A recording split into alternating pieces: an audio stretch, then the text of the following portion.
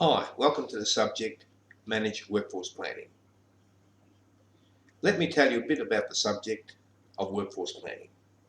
Workforce planning essentially value adds to the organisation. A workforce planner will tell management that I'm here to develop a workforce plan that will ensure you, management, will have the right people with the right skills, in the right jobs, at the right time, all of the time. So let me repeat. The right people with the right skills, in the right jobs, at the right time, all of the time. So that's your workforce planner. Now the teacher of this subject is Ron Ostrowski. He was a workforce planner, and I'll tell you something, what Ron does not know about workforce planning is not worth knowing about.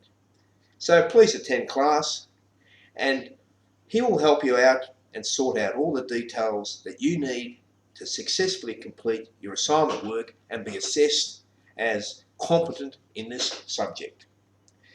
Just a little bit about workforce planning and what it involves. Workforce planning actually involves forecasting a future supply curve and a future demand curve of occupational groups with certain skill sets. That's the basic tenet of workforce planning.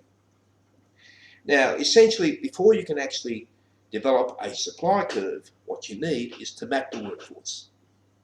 And in mapping the workforce, you have to have a database. And Rod will tell you about databases.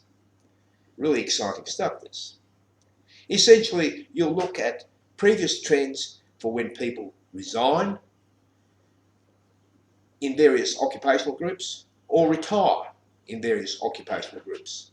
And from that, you can extrapolate and forecast a trend of future retirements and separations, and that will be your supply curve. Okay? Now, your demand curve is something a workforce planner cannot do on his own or her own. They need subject matter experts, namely management, who will tell the workforce planner what skill sets they need in the future. So let's look at those skill sets that they will need and how you get that information. Questionnaires or interviews. You bring along the corporate plan or the business plan of that organisation. And you ask the manager, okay, the organisation corporate plan says that the organisation will be doing this and that in future years. So let's look at that as our map or roadmap or blueprint to forecasting. And you know what forecasting is, an educated guess, and that's what workforce planning is all about. So let's look at a demand curve in certain occupational groups. You might need more, you might need less. And let's look at your supply curve of people you're likely to have with these skills in 1 year's time, 2 years' time, or 3 years' time. Now, when we run these supply curves against each occupational groups or classification levels, we're going to have either an oversupply or undersupply. If we have equilibrium, that is the supply curve and the demand curve converge over those 3 years, then we've got no problem, no action. But if we have an oversupply or undersupply, what we do have here is called a gap.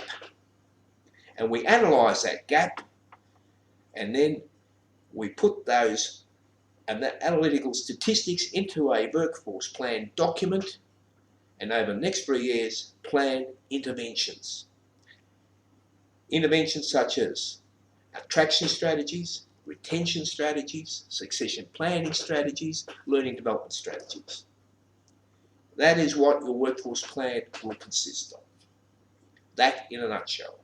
So come to the course, enjoy what's on offer, and you will walk away as a workforce planner.